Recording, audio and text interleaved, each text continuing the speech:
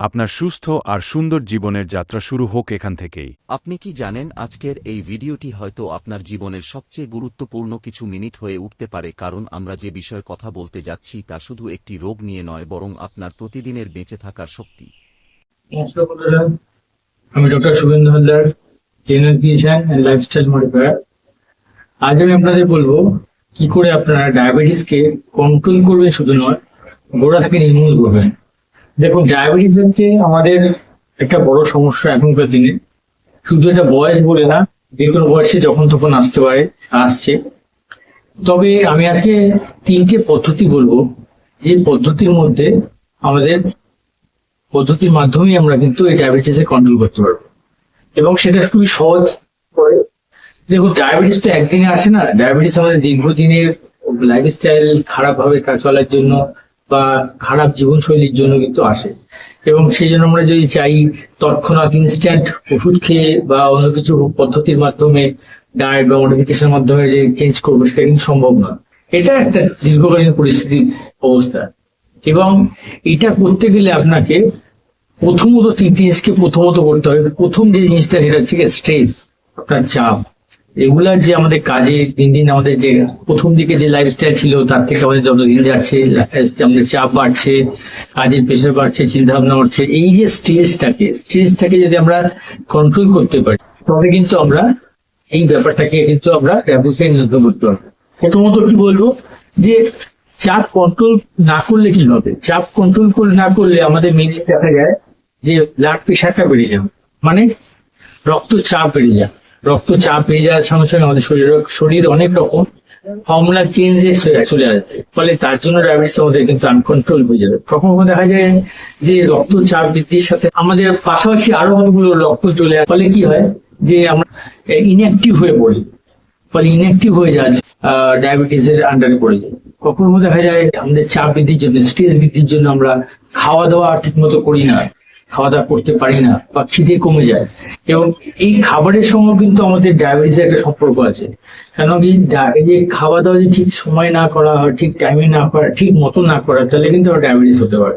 তো যদি আমরা ঠিক মতো কন্ট্রোলে খাওয়া দাওয়া না করি, সময় না করি, বা পরিমাণ মতো না করি, কখনো আমরা চাপের জন্য বেশিও খেয়ে নিচ্ছি, কখনো আমাদের খিদে পাচ্ছে না, কখনো কম খাচ্ছি, তো তার জন্য ডায়াবেটিস হতে পারে। তো আমাদের মেইন যে ব্যাপারটা হচ্ছে আমাদের স্ট্রেসটাকে কম করতে হবে। এটা আমাদেরকে রেগুলার যে আমাদের বিভিন্ন রকম সিস্টেম আছে, স্ট্রেস কম করার অনেক ভিডিও আছে আমার, সেগুলো দেখবে। এবার সেই দিয়ে আপনারা কিন্তু স্ট্রেসটাকে কম করতে পারবেন। দ্বিতীয় যে পদ্ধতি বলবো, জল আমাদের শরীরে একটা মানে বিশেষ উপাদান, মানে আমাদের শরীরের মধ্যে জল দিয়ে আমাদের শরীরে ম্যাক্সিমামটা তৈরি। তো জল যদি আমাদের শরীরে ঠিকঠাক পরিমাণ থাকে, তাহলে আমাদের কোষের মধ্যে জলের ভারসাম্য সমান থাকবে, এবং আমরা কি শরীর সুস্থ থাকবে, সমস্ত সেলগুলো অ্যাক্টিভ থাকবে, কাজ করতে পারবে, এবং আপনিও অ্যাক্টিভ থাকবেন।